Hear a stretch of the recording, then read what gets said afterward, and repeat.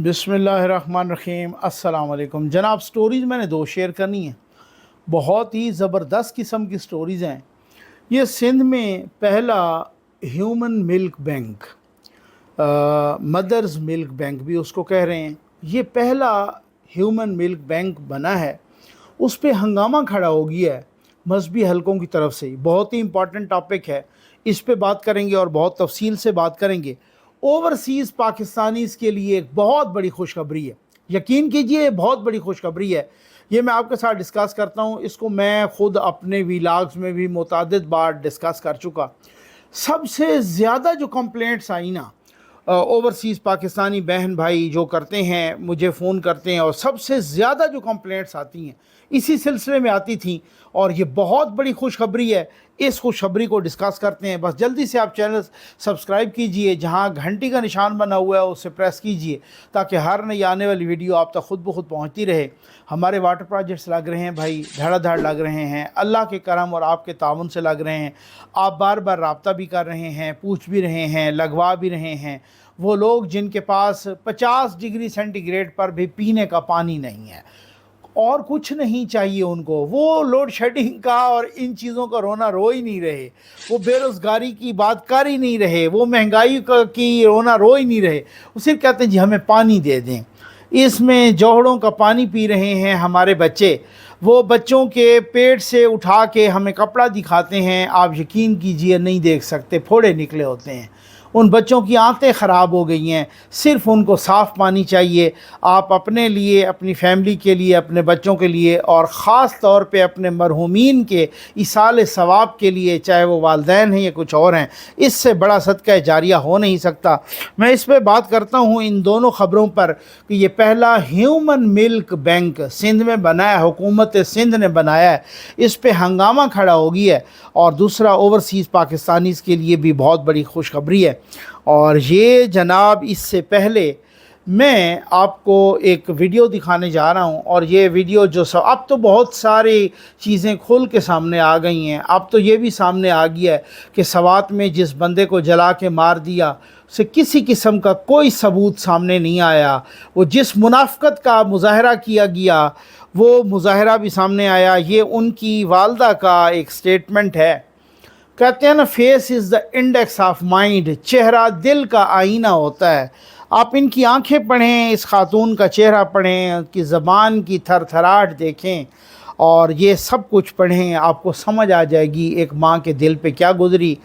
भले वो कुछ भी हो, माँ और औलाद का जो रिश्ता है, आप ये देख लें ज़रा किस तरीके से उन्होंने कैसे उससे इजहार लातल्लुकी किया, इस वजह से कि कोई उनके बाकी बच्चों को न मार दे, कोई उनके घर पे अटैक न कर दे। यहाँ पे जो जनूनियत है ना, जो मजहबी जनूनियत, जिस तरीके की मुनाफ़क़त है और जिस तरीके की ठेकेदारी है, तो वो अल्लाह माफ़ करे। अब ये आप सुन लीजिए, देख लीजिए।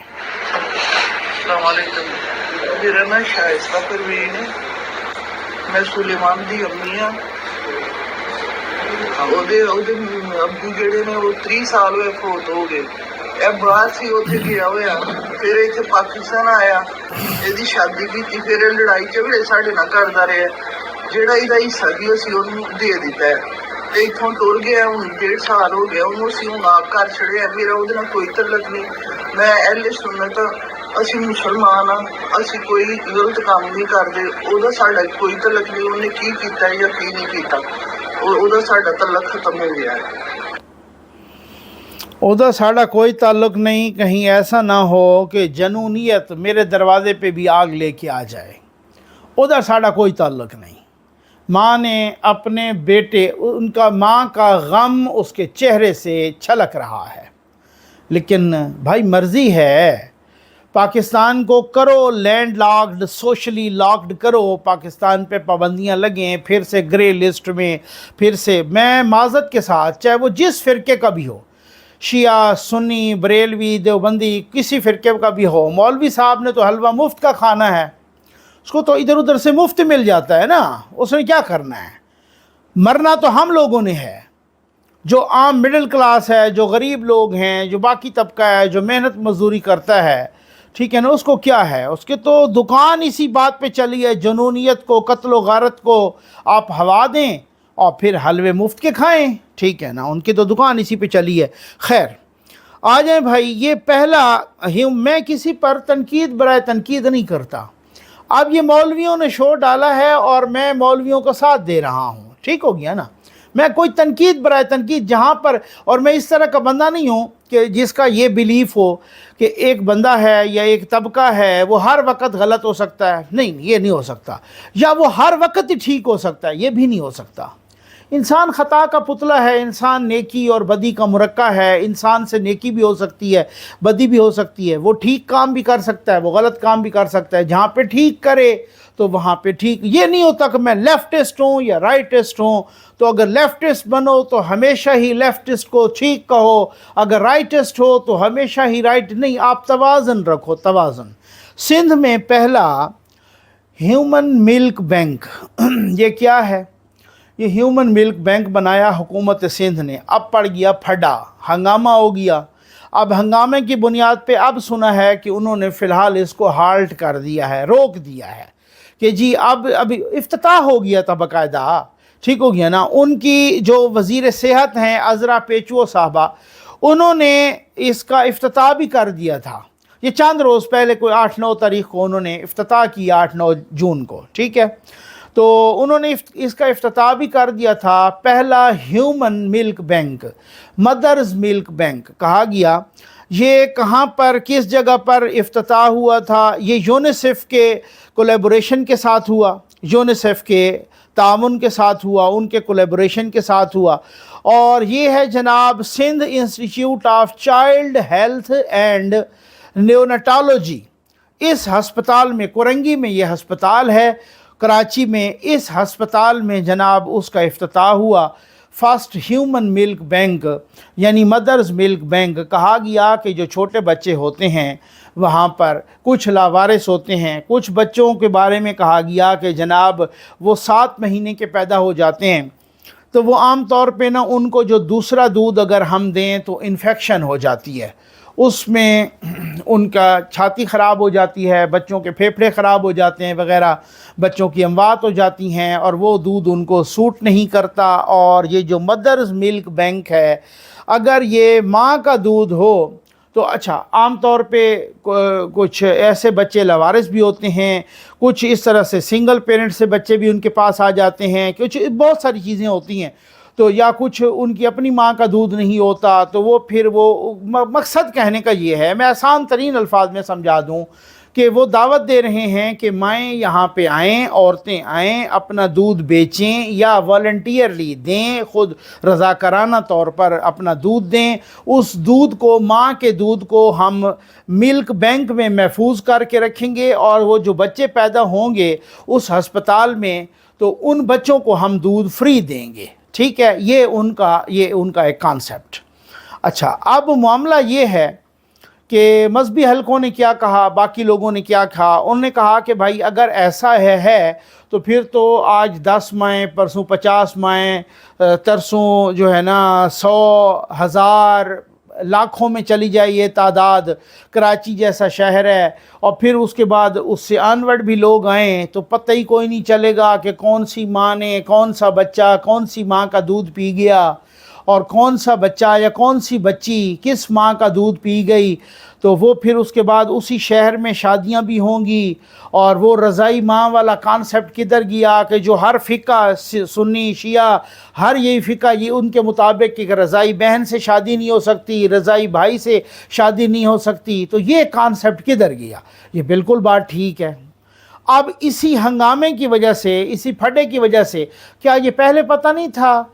क्या वो पहले उलमा से इस बारे में वो राब्ता न करते? उनको नहीं पता था कि ये इस तरह से मामला ख़राब हो जाना है? इस तरह से भाई अगर बाहर के मुल्कों में है, कहा गया कि वो बाहर के मुल्कों में भी है, और अगर ये बाहर के मुल्कों में ऐसी बात है तो उनका एक डिफरेंट कॉन्सेप्ट है। وہ تو رضائی ماں تو چھوڑیں، وہ تو بہن بھائی بھی وہ کر لیتے ہیں جو کچھ آپس میں بدفعلیاں بھی کر لیتے ہیں، اور کوئی پتہ نہیں ہے رضائی بہن بھائی کا، اور کوئی پتہ نہیں ہے دوسرے سٹیپ مدر سٹیپ فادر کا سٹیپ سسٹر کے ساتھ، سٹیپ کڈز کے سبلنگ کے ساتھ، کچھ بھی نہیں، وہ تو کوئی ان کا تو وہ کانسیپٹ ہی نہیں ہے، ٹھیک ہے نا۔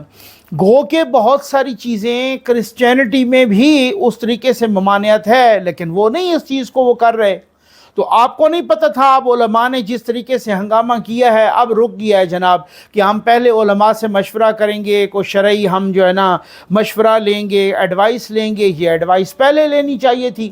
ایک بات ہے میں آپ کو بتاؤں، کچھ عرصہ پہلے میں نے کہا نا کہ کرسچینٹی میں بھی ابھی تک بہت ساری چیزوں کی ممانعت ہے، لیکن یہ ممانعت اب وہ نہیں وہ باقی لوگ نہیں اس کو سن رہے وہاں پہ فارن میں، تو یہاں تو نہیں ہے، یہاں تو مسلم معاشرہ ہے، آپ رضائی بہن بھائیوں کی شادی جہاں پہ جائز ہے نہیں اس کو آپ اور پتہ ہی کوئی نہیں چلے گا بھائی۔ اگر اس طرح کا بینک بن گیا تو جو بھی بچہ آ کے پی رہا ہے، کل کو کیا پتہ فلاں کی ماں اس کو پلا کے گئی، اس کے بیٹے سے اس کی شادی ہو جائے، تو بھی یہ تو حرام حلال مل گیا، مکس ہو گیا نا، یہ تو بہت ہی گڑبڑ ہو گئی نا۔ اچھا پھر اس کے اب ایک ہے ان ویٹرو فرٹیلائزیشن، مجھے بہت پڑھے لکھے لوگ سنتے ہیں، میں تو اتنا پڑھا لکھا نہیں ہوں شاید، تو مقصد کہنے کا یہ ہے کہ یہ جو ٹیسٹ ٹیوب بیبی جس کو آپ وہ بولتے ہیں، اور باہر یہ ہے، لیکن ابھی تک اس کو اسلام کے ساتھ ساتھ اس طریقے سے کرسچینٹی نے بھی، عیسائیت نے بھی تسلیم نہیں کیا۔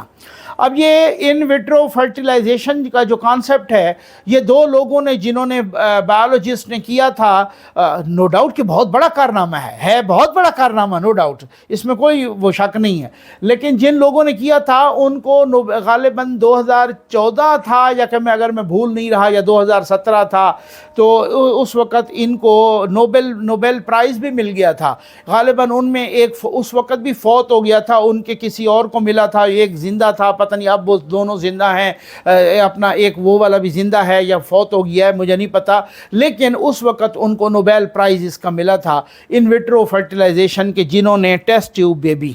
اب معاملہ یہ تھا، معاملہ یہ اٹھا اسلام میں بھی، کرسچینٹی میں بھی، کچھ دوسرے مذاہب میں بھی، کہ بھائی بات یہ ہے کہ اس بیبی کے بارے میں تو یہ بھی فیصلہ وہی لیبارٹری میں ہو جاتا ہے کہ یہ بیٹا پیدا کرنا ہے یا بیٹی پیدا کرنی ہے، تو پھر تو کوئی بیٹی نہیں چاہے گا، پھر تو سارے بیٹا چاہیں گے۔ اس کو گورا پیدا کرنا ہے یا کالا پیدا کرنا ہے، اس کے بال کس رنگ کے ہوں گے، اس کی آنکھیں کس رنگ کی ہوں گی، یہاں تک کہ اس کے دماغ کو بھی کنٹرول کرنا ہے۔ آپ چاہیں تو آئنسٹائن سے بھی بڑا دماغ اس کو دے دیں، آپ چاہیں تو دنیا کا بیسٹ، اس کی ہر ایک چیز، اس کا ہر ایک فیچر، اس کی ناک ایسی ہو، اس کی آنکھیں ایسی ہوں، اس کا چہرہ ایسا ہو، اس کی رنگت ایسی ہو، اس کے بال ایسے ہوں، اس کا دماغ ایسا ہو، اس کی جو سیکس ہے، جو میل فیمیل، وہ یہ ہو وہ ہو، اس میں تو ساری چیزوں کو کنٹرول کرنا، تو پھر تو اس کا مطلب یہ ہوا کہ پھر تو آپ اس طریقے سے صورتحال کو وہ کرنے لگ گئے ہیں کہ پھر تو کوئی بندہ بھی، وہ پھر شارٹیج ہو جائے گی لڑکیوں کی بھی، پھر وہ جو کلاس میں بیٹھیں گے تو آپ نے اگر آئنسٹائن سے بھی زیادہ دماغ رکھ دیا کہ اس میں باقی میں، تو پھر باقی لوگوں کا کیا قصور ہے، تو یہ بہت سارا پھڈا پڑ گیا اسلام میں بھی اور کرسچینٹی میں بھی، اب باہر ہو رہے ہیں، لیکن ابھی تک یہاں والا جو معاملہ ہے یہ گڑبڑ ہے۔ اس کی وجہ یہ ہے کہ بہت ساری چیزیں، اب آپ کچھ بھی نیچرل چیزوں کے اگینسٹ کوئی باتیں کریں، وہ کسی نہ کسی طریقے سے بیک فائر کرتی ہیں، وہ آپ کو ٹکرتی ہیں۔ کچھ عرصہ پہلے چائنا میں یہ پالیسی تھی، اور وہ پالیسی کیا تھی؟ ایک بچہ پیدا کرو۔ اب وہ معاملہ یہ تھا کہ انہوں نے ان کو، چونکہ ایک بچوں آبادی ہو گئی تھی بہت زیادہ، تو بجائے اس کے کہ اور آپشن دیکھے جاتے، تو انہوں نے کہا جی ایک بچے کی اجازت ہے، دوسرے کی نہیں ہے۔ انہوں نے ون چائلڈ پالیسی کی، وہ آپ کو پتہ ہے۔ تو ون چائلڈ پالیسی کے تحت لوگ دیکھ لیتے تھے پہلے کہ بیٹی ہے یا بیٹا، تو اگر وہ بیٹی ہوتی تو ابارشن۔ اب کئی دفعہ ایسا ہوتا ہے کہ 4 5 6 بیٹیاں، وہ ہر وقت ابارشن کرا دیتے تھے۔ اب یہ ایک معاشرے کا ایک اور پرابلم ہو گئی کہ یار اتنی ابارشن، اور خاتون کی اس کی صحت کے لیے بھی، اور ابارشن ہی ابارشن شروع ہو گئی ہے۔ اچھا پھر 2 3 4 5 ابارشن، اینڈ پہ ان کا وہ آ گیا بیٹا۔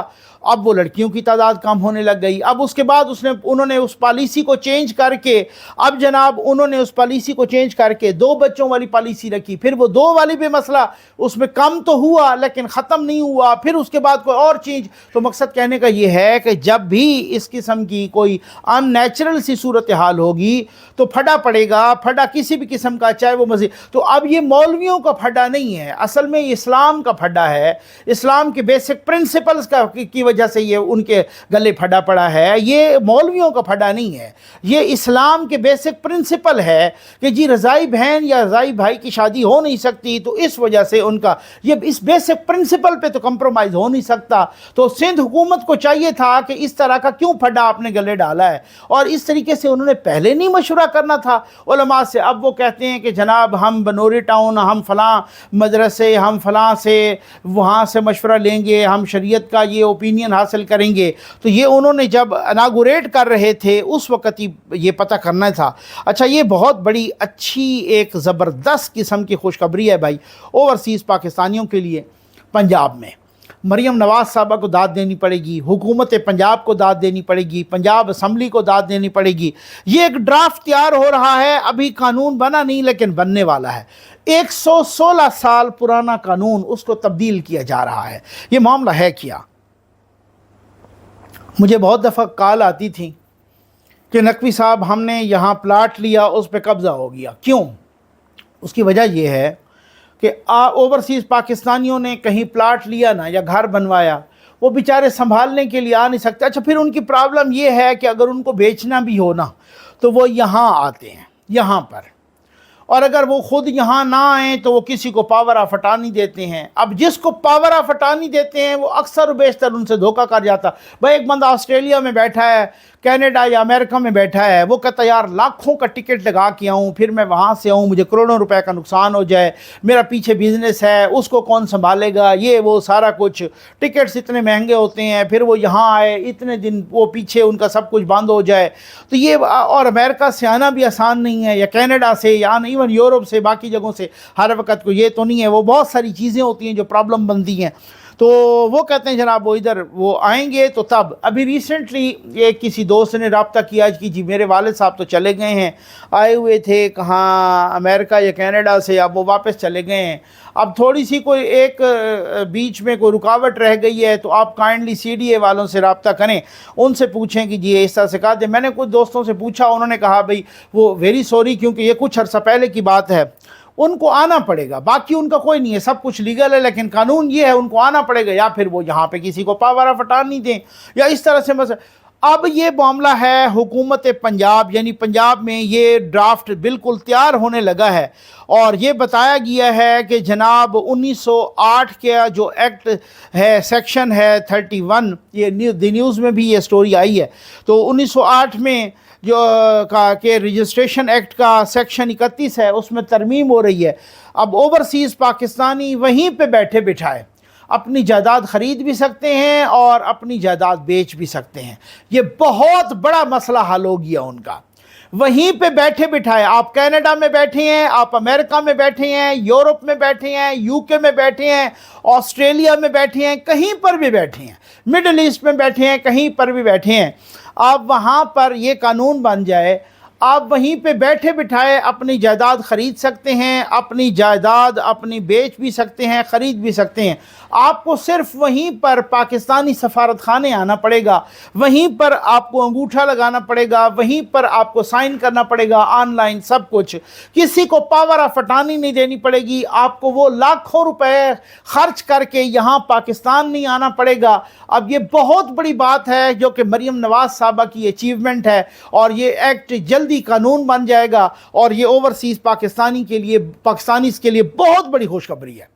آپ یقین کیجئے ہر دوسرا بندہ یہاں پر مجھے فون کرتا ہے, سر ہم نے وہاں پلاٹ اسلام آباد کے آؤٹ سکرٹس میں, اسلام آباد کے اڑوس پڑوس میں, اسلام آباد کے مضافات میں, انہوں نے وہ کہتے کہ جناب ادھر ہمارا نا قبضہ ہو جاتا ہے, یہاں پر بلڈوزر پھر جاتے ہیں, یہاں پر جناب آپ دیکھیں وہ فلاں بندہ ہمارے پلاٹ پہ چڑھ گیا, اس نے مکان بنا لیا, اس نے یہ کر لیا. اب یہاں پر یہ اس طرح کی صورتحال ہوتی ہے، وہ بیچارے کیا امریکہ سے کینیڈا سے ہیں، ان کا دل ہی ٹوٹ جاتا ہے کہ یار دیکھیں ہم نے اپنے ملک میں انویسٹمنٹ کی، ہم نے کہا کہ اپنے ملک میں ان کا مکان بنے گا، پتہ نہیں کتنے لوگوں کو روزی ملے گی، ان کو یہاں پہ اپارٹمنٹ بنیں گے، ان کے یہاں پر فلیٹس بنیں گے، یہاں پہ ٹاور بنیں گے، کتنے لوگوں کو روزگار ملے گا، کتنے لوگوں وہ جناب وہ دیکھتے ہیں ادھر قبضہ ہو جاتا ہے، اب وہ بیچ نہیں سکتے اس کو، وہ نہیں کر سکتے، اب یہ یہاں پر بیچیں بھی صحیح خریدیں بھی صحیح اس کو، اور اسی وقت یعنی کہ جس طریقے سے ادھر ہی بیٹھ کے، اور پاکستانی سفارت خانے، میں سمجھتا ہوں یہ بہت بڑی اچھی بات ہے پنجاب کی، اسی طرح سے تقلید کرتے ہوئے باقی صوبوں کو بھی چاہیے، سینٹر کو بھی چاہیے کہ یہ اوورآل ایک پالیسی بنا دے کہ یہ پنجاب کے ساتھ ساتھ سینٹر بھی، قومی اسمبلی میں بھی ایک ایسا ایکٹ آنا چاہیے، اور یہ پنجاب میں جو صورتحال ہوئی ہے اور پنجاب یہ شروعات کر رہا ہے اور شروعات کی ہے، یہ بہت زبردست شروعات ہے اوورسیز پاکستانیوں کا۔ اب یہ نہیں ہے کہ جناب ہم ان کو ووٹ کا حق دیں گے، جس طریقے سے پی ٹی آئی والے انہوں نے، یوتھیوں نے تماشا بنایا، ہم ان کو ووٹ کا حق دیں گے، ان کو ایک موبائل لانے کی اجازت نہیں تھی، یہ ابھی کوئی شہباز شریف حکومت نے اور ان کو وہ اجازت دی ہے، ادروائز ان کو ایک موبائل لانے کی اجازت نہیں تھی، یہاں پہ سم بند ہو جاتی تھی، ہم کہہ کے تھک گئے جناب، اور یوتھیوں کو دیکھو جناب، انہوں نے ہمیں ووٹ دینے ہیں، اور ووٹ کا حق دو ان کو، اوورسیز پاکستانیوں کو، ان کو کیا ہے یہاں پر ووٹ، ان کا جو اپنا مفاد ہے ان کو یہ فیسیلیٹیشن ملنی چاہیے، ان کو یہ سہولت ملنی چاہیے جو ان کے مفادات ہیں، ان کو فیسیلیٹیٹ کرو، یہ ہوتی ہے فیسیلیٹیشن، یہ ہوتی ہے سہولت کاری، یہ ہوتا ہے ان کو جس طریقے سے ان کی مدد کرنا، ان کے ساتھ تعاون کرنا، جہاں پر وہ اپنے مسائل پیش کرتے ہیں، اس کو جو او پی ایف ہے، اوورسیز پاکستانیز فاؤنڈیشن، اس کو مضبوط کریں، اور ان کے وہ دھکے نہ کھاتے پھریں، وہ ایک ایک چیز کے بارے میں وہ پاکستان آئیں، اپنے ملک میں وہ ریمیٹنسز بھی بھیجتے ہیں، اور اسی طریقے سے باقی بھی چیزیں جو ان کی سہولت کاری ہے وہ ہونی چاہیے۔ ادروائز ایک بندہ ہے جو وہ کسی کا تعلق ہے چیچا وطنی سے، وہ باہر بیٹھا ہے، ان کو یہاں کے مسائل کا نہیں پتہ بھائی، یہاں نالی، محلہ، ٹرانسفارمر، کیا کیا مسائل ہیں، وہ مسائل کینیڈا کا نہیں ہیں، ان کو جانتے۔ وہ ووٹ یہ ہوتا ہے کہ آپ اپنے حساب سے ووٹ کریں، جس حساب سے آپ کو پتہ ہے کہ جی یہاں یہ ان کے مسائل ہیں، اور کس کو کرنا ہے، وہ آن گراؤنڈ جو لوگ ہوتے ہیں ان کے وہ ہونے چاہیے، اور اسی طریقے سے، اور اپنی سیاست نہیں کرنی چاہیے، جو ان کو سہولت ہو وہ سہولت، یہ جیسے اس طرح سے مریم نواز صاحبہ کی حکومت نے کی ہے۔ امید ہے آپ کو ویڈیو پسند آئی ہوگی، آپ کا بہت بہت شکریہ۔